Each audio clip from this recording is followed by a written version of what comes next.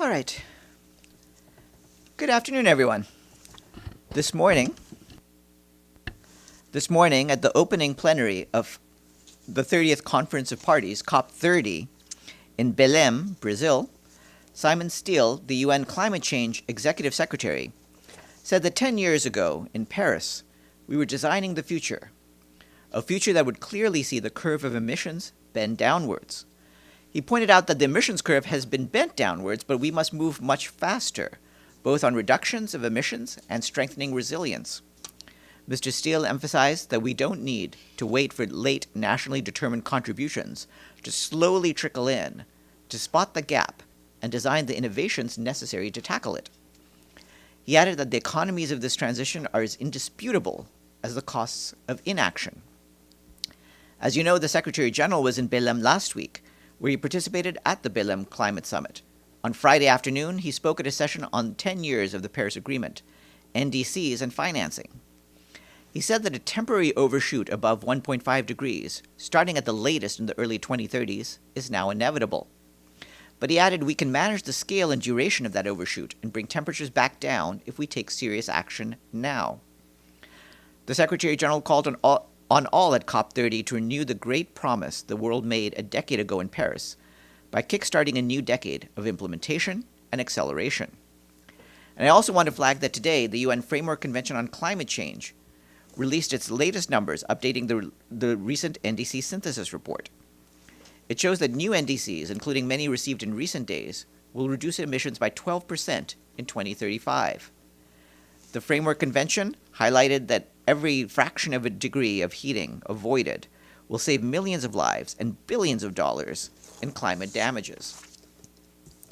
Turning to Gaza, the Office for the Coordination of Humanitarian Affairs says that 1 month into the ceasefire, efforts to ramp up aid are still being held back by red tape, ongoing bans on key humanitarian partners, too few crossings and routes, and insecurity that persists despite the ceasefire.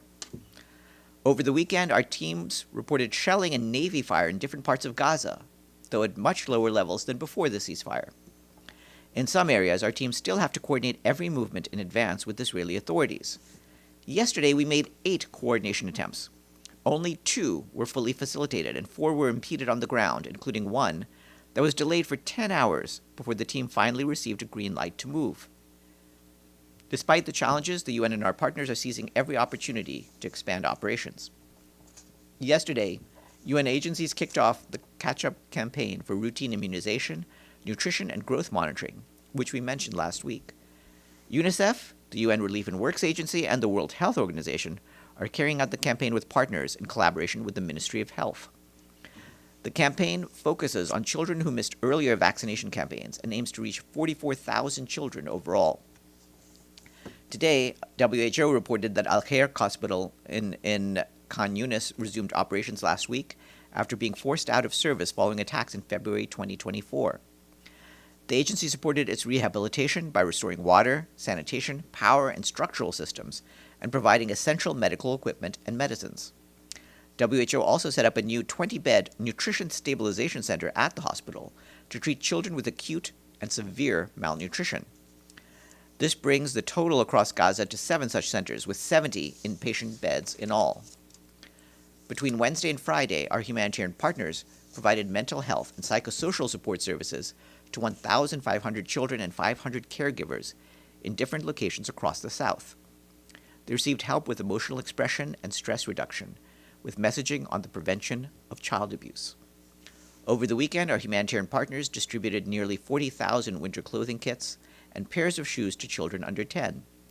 The UN and our partners are also distributing blankets to hospitals and other locations, including nearly 50,000 blankets between Wednesday and Saturday alone. Since the ceasefire over the past month, our humanitarian partners have been providing water trucking services through 2,000 locations across the Gaza Strip. They've also distributed 15,000 hygiene kits and restored some domestic water supply in the Zaytun neighborhood of Gaza City by repairing a critical water line in the area. Moving to Sudan, our humanitarian colleagues warned that the crisis in North Darfur state is deepening as violence spreads beyond the state capital, El Fasher. Following the Rapid Support Forces takeover of the city on October 26th, clashes continue to be reported along key access routes. trapping civilians and cutting off aid. Since that date, nearly 89,000 people have fled Al-Fashir and nearby villages, according to the International Organization for Migration. Many have sought refuge in the localities of Tawala, Melit, and Sarafumra, while others have traveled to Daba in northern state. In Tawala and Daba, we and our partners are providing food, clean water, sanitation, healthcare, and psychosocial support, among other essential aid, but needs far exceed the available resources. Some families from El Fasher have sought refuge in the locality of Tina, near the Sudan-Chad border, where local volunteers report that more than 3,000 displaced people urgently need food, shelter, and healthcare. Across the border in eastern Chad, already overwhelmed host communities and our partners are preparing for new arrivals as people continue to seek safety and assistance. Meanwhile, violence is intensifying in the Kordofan region, resulting in mounting civilian casualties and new waves of displacement. The World Health Organization says it verified an attack on Dilling Hospital in South Kordofan state on November 6 that killed and injured people. The agency notes that this is the 192nd verified attack on health facilities in Sudan since April 2023. In neighboring North Kordofan state, IOM says that as of yesterday, violence reported across the localities of Bara, Shekan, Rahad, Rawaba, and Umdam Haj Ahmed, displaced nearly 39,000 people over the prior 2 weeks. Partners report that more than 10,000 people have sought safety in White Nile state, while others have fled to Omdurman locality in Khartoum state and other parts of North Kordofan. Once again, we call for an immediate cessation of hostilities, the protection of civilians and humanitarian workers, an end to attacks on hospitals and civilian infrastructure, and safe, unhindered access for aid to reach those in need across Sudan. From Ukraine, the Office for the Coordination of Humanitarian Affairs says that over the weekend, large-scale attacks on hostilities caused civilian casualties and disrupted critical services across the country. Local authorities report that between November 7th and early this morning, at least 15 civilians were killed and more than 70 others injured as hostilities continued nationwide. On the night of November 8th, a wave of missile and drone strikes affected the regions of Chernihiv, Dnipro, Donetsk, Kharkiv, Kherson, Kirovohrad, Mykolaiv, Odessa, Poltava, and Sumy, according to the authorities and aid workers. On the same day, a clearly marked humanitarian evacuation vehicle came under a drone attack at the frontline town of Kostiantynivka in the region of Donetsk. The passengers managed to escape before the vehicle was destroyed and were not injured. The humanitarian coordinator for Ukraine, Matthias Schmale, condemned the attack, emphasizing that humanitarians must be protected. These attacks also damaged energy and residential infrastructure in several regions, including Chernihiv, Odessa, and Poltava. They disrupted electricity, heating, and water supply, making it even harder for vulnerable people to cope amid cold temperatures. Major cities, including Kiev, Kharkiv, and Odessa, are experiencing power outages, with electricity available only for a few hours a day. In the city of Kharkiv, heating and water services remain disrupted, and public electric transport is partially suspended. OCHA tells us that the UN and our humanitarian partners quickly mobilized, providing emergency shelter materials, blankets, hygiene items, hot drinks, and psychosocial support in several areas, including the Dnipro, Kherson, and Odessa regions. Turning to the Philippines, the Office for the Coordination of Humanitarian Affairs tells us that Super Typhoon Fung-Wong, locally known as Uwan, made landfall yesterday. The storm hit the northern parts of the island of Luzon, following one of the largest coastal evacuations ever carried out in the Philippines. The government is taking the lead in response and early recovery efforts. But as we mentioned last week, as part of the efforts to get ahead of the typhoon, UN agencies and our partners have already provided cash assistance and reinforced shelters. With early warnings in place, more than 1.3 million people were preemptively evacuated in 13 out of 18 regions across the country.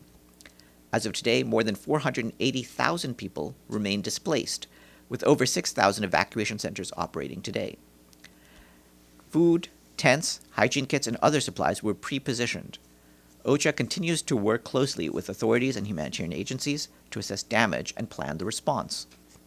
Strong typhoons such as Fung-Wong will unfortunately be more likely as the climate crisis drives sea temperatures in the region higher, making our joint preparedness work more important than ever. Arnaud Peral, the resident and humanitarian coordinator for the Philippines, today commended the government and first responders for their efficient preparedness, preemptive evacuations, and other timely responses, which he said undoubtedly saved lives. Earlier today, Adediji Ebo, deputy to the High Representative for Disarmament Affairs, briefed Security Council members on small arms and light weapons. He said that since the Council's last briefing on this matter 2 years ago, progress has been made on controlling small arms and light weapons. Yet over 1 billion firearms remain in circulation, fueling violence, terrorism, and organized crime. He warned that the misuse of such weapons has led to rising civilian deaths and deep socioeconomic impacts. Mr. Ebo reiterated the Secretary General's calls for member states to strengthen cooperation with UN mechanisms and to rebalance military spending towards peace building and sustainable security. And today is World Science Day for Peace and Development. This year's theme, Trust, Transformation, and Tomorrow, the Science We Need for 2050, underscores science's importance in achieving global goals and building a sustainable future. That's it for me. Are there any questions? Yes, Edie. Thank you very much, Farhan. I see in the weeks that I've been on vacation that the amount of aid going into Gaza has increased, but certainly not significantly to the levels that the UN had hoped for, and that only 2 border crossings are open. What's the holdup in opening more crossings, as the UN has been lobbying for over a month now?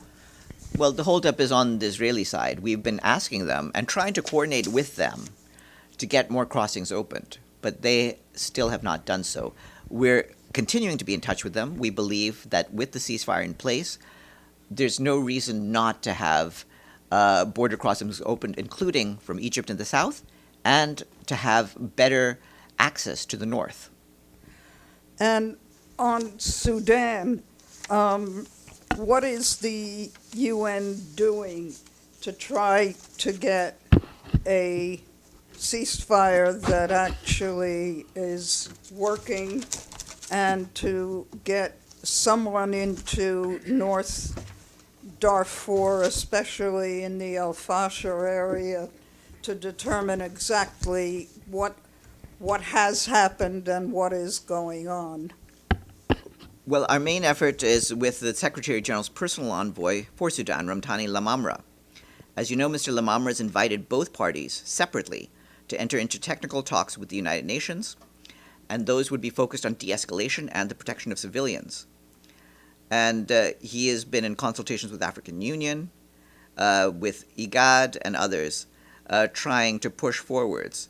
And he's also, of course, dealt with members of the Quad, which comprises Egypt, Saudi Arabia, the United Arab Emirates, and the United States. So we're trying to work with all of those partners to get a ceasefire on the ground, to get unimpeded humanitarian access, and again, to get the parties to de-escalate the situation. But so far, there's no real progress to report on that. From either side? From either side. Abdulhamid. Thank you, Farhan. The news says that the U.S. now is in control of Gaza. What can you tell us about that? I tell you what we say, not what the news says. Obviously, you would need to check with the media outlets what they're reporting on. What we are doing is, as you know, the aid efforts that I detailed at the start of this briefing. And we're trying to see what actions are taken by other bodies, including by the Security Council. As you know, the Security Council is in discussions about a draft resolution, and we'll see how that goes. My second question about the situation in general in Gaza. Not one single day passes without Israeli killing some Palestinians, including today. And they also bulldozed some houses in Khan Yunis. Same thing in Lebanon, same thing in the West Bank. Mm-hmm. Where things are going with this country called Israel? Well, at the start of today's briefing, I don't think you were there for that, but we did point to the fact that the insecurity still persists despite the ceasefire, and that we've reported shelling and Navy fire in different parts of Gaza over the weekend. So although that is happening at lower levels than before the ceasefire. It's still happening, and that's a concern. The Secretary General, as you know, has repeatedly called on the parties to respect the ceasefire, and we will continue to work with our partners on that. Lastly, on Friday, 2 children, both of them 16-year-old, in the village of Al Jdira, which is next to Ramallah, were gunned down. Muhammad Tayyim, 16, and Muhammad Rashad, 16. Why killing Palestinian children do not show in those briefings by name and by incident, not only just in general? I believe we mentioned the killing of children last Friday. Look at what I said on last About Friday's these briefing. 2 children in particular? I believe I mentioned the killings of children that happened that day and Friday. Look again at the briefing notes. Yes, Alex in the back. Sorry. It's all right. Sorry, it's Gabriel? Yeah. You know, my eyes are so far back that I couldn't see you. All right, That's Gabriel, yes. That's all right. Thank you, Farhan. Does the Secretary General condemn the attacks by Israeli settlers against Palestinian civilians in the West Bank over the weekend, including a female journalist from Reuters? Yes, we condemn the settler attacks, and of course, we're opposed to all attacks on journalists everywhere in the world. And Yes. does the Secretary General think that there is any justification for Israel continuing to block international journalists access to all of Gaza? We have never thought that there is a justification for blocking journalists. Not in Gaza, not anywhere. And we believe that journalists need to be free to go about their work. Yes. What does the Secretary General have to say on the absence of the United States at COP30? Well, I mean, obviously, it makes a difference whether countries show up or not at high levels. As far as I'm aware, 194 countries plus the European Union are registered to participate in COP30. So all but a few countries are participating. But at the end of the day, regardless of whether countries participate or not at the government level, this is a crisis that affects all the peoples in the world. Businesses will be involved. Different communities will be involved. And so we believe that there is going to be widespread involvement regardless of the decisions taken by a small number of governments. Yes, Jordan. Israel announced today that they are about to conduct military exercise in West Bank and Jordan Valley. Is there any concern from the SG? We have made clear our concerns about activities in the West Bank. Obviously, when there are security operations, we believe that they should be conducted in such a way as to spare civilians. But we want to make sure that the status quo in the West Bank is upheld. Yeah. It's about, my question was about exercises, not operation. But since you mentioned the word operation, do you approve Israel to have operation in West Bank? Security operation, do you approve? Do you agree? We're aware that there have been security operations. We've made our concerns known about those operations. And as I just said to you, from our standpoint, the point is that any security operations need to be conducted with respect for the laws and with respect for, with steps taken in place, steps taken to make sure that civilians are protected. Okay. Are those operations legal when it's in occupied territory? We've made our standpoint on that clear across this. I would refer you to a number of UN resolutions and of course the work done the decision made recently by the International Court of Justice. All right. Have a good afternoon, everyone.